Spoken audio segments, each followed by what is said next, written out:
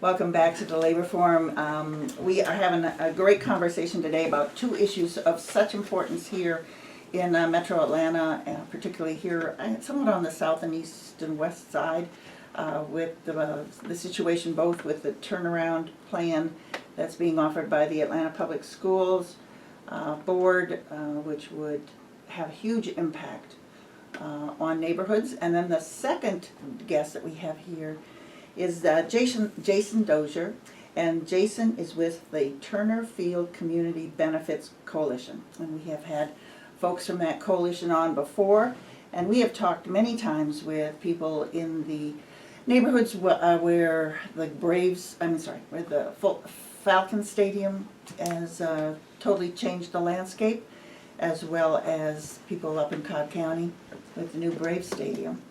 And so this past week, the coalition had a really pretty large turnout and fairly a good amount of press who came to release what they called Our Platform for Progress. And so Jason is here to let listeners who may have missed some of that coverage know what's going on over in the area, in the neighborhoods around Turner Field. As you may know, Georgia State and a company called Carter, which is a real estate development company, appear to be the ones who are going to develop the area. So Jason, if you wouldn't mind, welcome to the program, by the way. Thank you for having me. So Jason lives in Mechanicsville, and that's one of the affected neighborhoods. Could you describe a little bit the area for anybody who maybe isn't familiar with what neighborhoods are around Turner Field, and maybe even a little history going back to the first Braves Stadium and what that impact has been now over decades? Absolutely. Once again, thank you for having me on your show. So I am a resident of the Mechanicsville community, and Mechanicsville is one of the four majorly affected neighborhoods that surround Turner Field, at least as per the Atlanta Regional Commission LCI study that's ongoing. So there's different, I guess you could say, overlays of different neighborhoods that different agencies are looking at as what is affected. The LCI says Mechanicsville, Summerhill, Pittsburgh, and Peoplestown are the four areas in their study area. The Turner Field Community Benefits Coalition represents neighbors, community leaders, and community residents, business associations, and groups like that from those four neighborhoods, in addition to Adair Park and Capitol View, which is our neighborhoods in Southwest Atlanta. And also, just going back to the LCI discussion, part of Grant Park is also considered in the LCI area.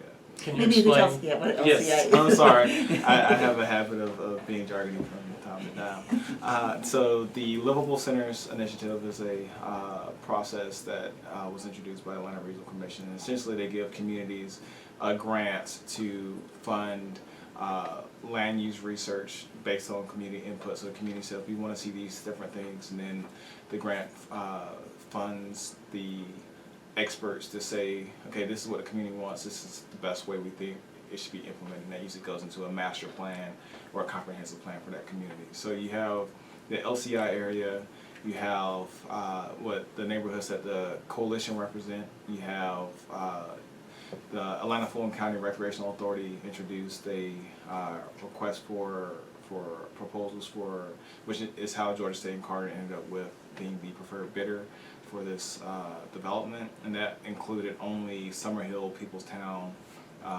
and I believe part of Mechanicsville. So different, you'll see a lot of different acronyms come out through this whole process, but generally speaking, the four primary affected neighborhoods are Summerhill, which is where Turner Field is co-located, Peoplestown, which is just south of Summerhill. So if you go down Hank Aaron Boulevard, you'll see just south of the stadium. If you hear in the news recently, there's been a lot of flooding down there, and a lot of that has one issue has been because the storm water runoff from the parking lots.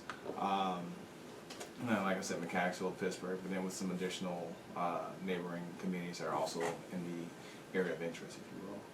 And so, obviously, Atlanta Fulton County Stadium was built back in the 1960s.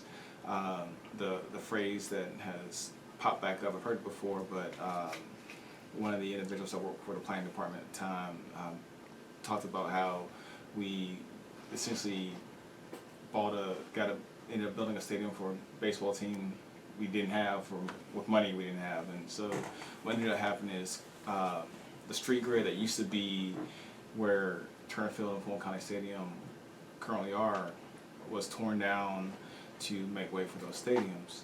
And so it's part of that urban renewal process that we also saw in the 60s, which is how we ended up with the expansion of I-75, I-85, I-20, where a lot of single-family homes, a lot of parks, a lot of libraries, a lot of community amenities were torn down, so that we can make way for the baseball stadium. So a lot of people who are active with the Turner Field Community Benefits Coalition have been active in the neighborhood for decades, having seen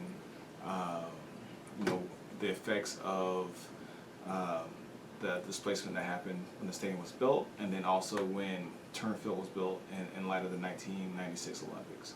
So there's a lot of passions obviously involved, because a lot of people have a lot of context and a lot of history going back decades, and so we want to make sure that we finally get it right this time around.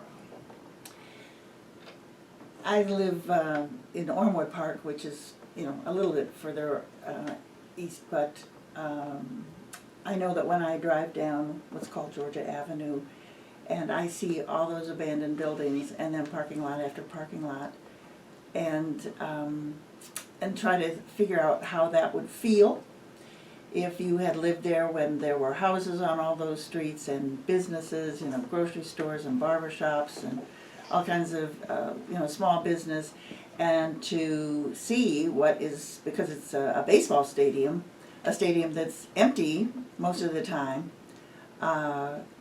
and to have been so disrespected and disregarded. So could you go over a little bit this process by which these folks in the neighborhood, and we want to mention that this is really something that's been very grassroots, that it's been coming from people who live there, what it is that you all have determined that if there's going to be these people redeveloping Georgia State and Carter, what it is that they have to do to satisfy you all. Absolutely. And so just a quick background about the Community Benefits Coalition. Like I said before, we are an organization that represents thousands of neighbors, thousands of residents throughout the affected areas. And since the news broke, I think it was on Veterans Day actually in 2014 that the Braves were leaving for Cobb County, there was a drive and a desire to organize around this issue so that whenever a decision was made about the stadium, we could get it right finally. And so since early last year, the coalition has been getting together and working together to try to find that way forward. And our most recent endeavor has been to draft the Community Benefits Agreement. Before we can get into the nitty-gritty of the Community Benefits Agreement, we wanted to develop this, what we call our platform for progress. And what went into the platform was a survey we had conducted back in November, asking community residents whether they rented, whether they owned, but asking community residents what they want to see after Turner Field gets redeveloped. And so what came out of that, going to this platform, and that includes investing in innovative infrastructure, particularly when it comes to stormwater management. Like I mentioned before, stormwater is a major issue, particularly in the neighborhood of Peoplestown, but it affects many of the neighborhoods in the affected area as well. We want to make sure that we design a small grid, high-density mixed-use development. What we don't want is a situation where we have a super block that doesn't flow with the rest of the community. We want to make sure that the street grid is restored, because we recognize that it encourages people to walk and be active on the infrastructure that's provided. We want to promote short and long-term economic development and economic security. So we recognize that we represent neighborhoods that have relatively high unemployment, particularly amongst our youth, and we want to make sure that there are job opportunities associated with this development that not only short term, because what ends up happening is a lot of people end up in service industries, and it's hard to, particularly with the minimum wage, it's hard to make a living off of, depending on the type of job. But we want to make sure that these are long-term careers that they can have. So learning a trade that after a turn field's developed, they can take to another project, and build a life off of that. We want to prevent displacement of community residents. Like I said, some folks have been in this community or in these communities for several decades. And so what happens when you develop something new and make it more attractive to other people is rents go up, property taxes go up, and it makes it harder to stay in a community which you've been living for decades. In some cases, many of our coalition members not only have raised their children here, but they've helped raise their grandchildren here as well. So you're talking about generations of institutional knowledge, and we want to make sure that stays when the community gets new neighbors from the development. We want to promote community safety. We recognize that Georgia State University, if they actually are the final developer, because right now they're just a preferred bidder, but if they are the main landholder, we know that they're going to bring several, dozens of additional new police officers to the area. So we're hoping that they serve not only just the specific campus footprint, but also the surrounding area, because the surrounding area is going to be just as affected. We're going to make sure there's housing access and housing diversity. I know mixed income developments are one strategy that a lot of cities, a lot of communities have used to ensure that those of lower means still have the ability to stay within that community. So it feeds into the displacement issue as well. But we want people to know that they can live here too if they don't have if they're not making a certain amount of money. Human services and programs are important, particularly as it also affects the ability of our seniors, of our youth, to maintain a quality of life that, especially for our young folks who, distractions, can lead to people making bad decisions that, whether it's crime, whether it's drug use, and we want to make sure that they have those opportunities to be professionally developed, be mentored, and better themselves. Access to educational programs and opportunities is also extremely important, particularly since we have potentially a large university coming into the community. Neighborhood amenities, we recognize that density brings grocery stores, density brings not necessarily libraries and banks, but all these different things that the community needs, and we want to make sure that you have a diverse array of amenities, because not every person in the community can afford a Whole Foods or can afford a Trader Joe's. So we need to make sure that we have amenities, but also amenities that are accessible by the people that live in our communities. Making sure that our communities are clean, environmentally friendly, because it makes our communities welcome our new neighbors. And then finally, we want to make sure that we have an oversight committee that once the community benefits agreement is finalized, that 10 years from now we're not asking ourselves, what happened, what did we go wrong? We had all these things and measures put in place. So those are, even though there's a lot, each of those things we plan on using those as building blocks to make this a community that 50 years from now we can say we finally got it right, and my grandparents or my great grandparents did a bang up job of keeping this community a great place to live. Okay, so I want to ask, so you've got this platform. Now what's the next process? Because as you said, the final papers haven't been signed by these two leading bidders, the ones that have been recognized by the city as being the most likely. So is it now that you're going to negotiate with Georgia State and Carter, that in other words they shouldn't get this contract unless they agree to this? Well, the next step is that the Atlanta-Fulton County Recreational Authority they're still negotiating with Carter and Georgia State to sell the property and get a close date for the property. What we're asking for is that I'm not good with acronyms today. Atlanta-Fulton County Recreational Authority. We're asking them to mandate that for them to sell the property to Georgia State and Carter, that the developer has to enter into a community benefits agreement with the community. And I think there's been some confusion relatively recently in that we're not asking to get the CBA done now because we recognize that between market cycles and economic cycles and all these other things that go into this negotiation process between the developer and the public entities, we're just asking that the public entities require that once a deal is finalized, that they then enter a CBA agreement with the community, and then that will be its own negotiation after the city and the city county authority and the developer do their negotiation. So it's a two-part process, but the next step is to get that language into the contract between the authority and the developer.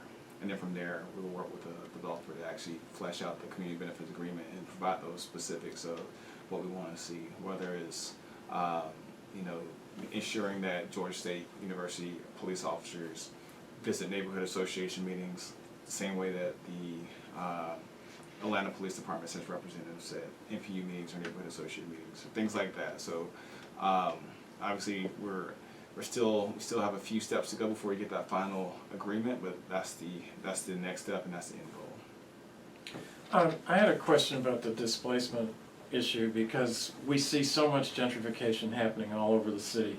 The Beltline is a good example. And we also see a theme of privatization, whether it's charter schools, it's happening at MARTA. And when you have a public entity like Georgia State getting involved in real estate, these lines are just getting all blurred. So the privatization of public land, the privatization of public services, and so in particular the question I had about gentrification, what would your advice be to other people around the city and the metro area who see this wave of development happening not in the interests of the community? How do we stop it? I think providing additional, ensuring that the public agencies are armed with additional tools to help prevent displacement. I think I mentioned before with regards to mixed income, where a certain percentage of units in the new multifamily development, for instance, are required to be medium or low income based on what the area medium income is in the metropolitan areas. Typically, is that AMI is what they call it, and it's usually 80% AMI is what the operational definition of affordable housing is. So one is to encourage more mixed-use developments in that, or mixed income developments in that capacity, but also to expand that operational definition of AMI and affordable housing. Right now, the city is looking at a 10% affordable housing requirement, particularly for developments using tax allocation district money. Maybe that number should be 20%, 25%, depending on the development. So I think there are tools that the city can use, that the county can use to ensure that people who want to stay in their homes can stay in their homes. But I think those are the two biggest tools that we've seen, at least, that have worked well in other communities. But it's definitely something that is of concern to many people that live in our neighborhoods, because they've seen the same thing you have with regards to the Beltline, with regards to whether it's the Ponce de Leon corridor or Reynoldstown, or thing.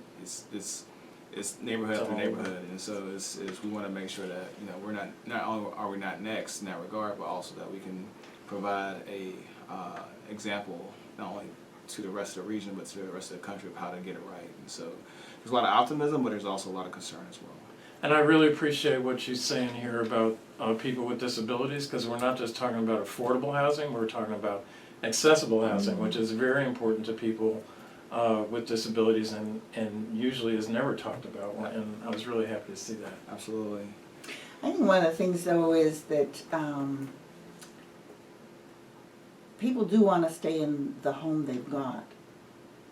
So it's true that the new housing needs to have the ability for not just very wealthy or very higher income people to live in, because it then starts affecting the taxes of the other folks. And I think one of the things, to me, it seems, is that certainly that something that could be talked about, that so many workers, there are a lot of retired working people in those neighborhoods, and people who did not make a great deal of money during their working life. But they were able to buy a home, a small home, and now if more expensive housing comes in, as you said, it'll raise taxes. They eventually will not be able to pay them. One of the things that seems to me is that, and I just don't know if you all discussed it in your meetings, is whether taxes get frozen. You know, when this development happens, so that the senior citizen who's got her small house is not going to have to worry about being able to pay once a $400,000 house gets built on the street. Absolutely, and there's one policy tool. Many jurisdictions call them circuit breakers. So if your tax liability gets to a certain percentage of your yearly income, then they're frozen at that point, and that makes it easier for especially if you're on a fixed income to afford your living expenses, your housing expenses. And one thing we also want to make sure is that there's some focus towards transportation issues as well. Atlanta is this city that's notorious for being relatively inexpensive to live for many people, especially if you're from the Northeast and you're coming down. It's like, oh, the houses are so cheap down here. But what doesn't typically get accounted for is how expensive transportation costs are, especially when they're couple housing.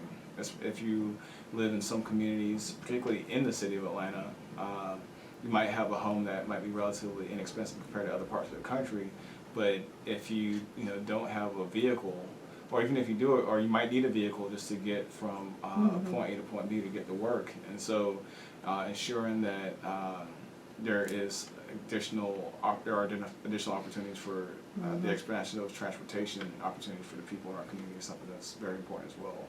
So like I said, the house itself might be inexpensive, but if I can't get to work, then I'm left in the dust. And so it's definitely concerning, but that's why we're hopeful and we're optimistic that this process will bring a lot of people to the table that never necessarily had the opportunity to be at the table before. So we're waiting to see what happens next with the agreement between Atlanta Fulton County Recreational Authority and the developer. Well, our time is up. Jason, I want to let you give folks who are listening, there may be people who are listening who actually live in these neighborhoods and weren't maybe as aware.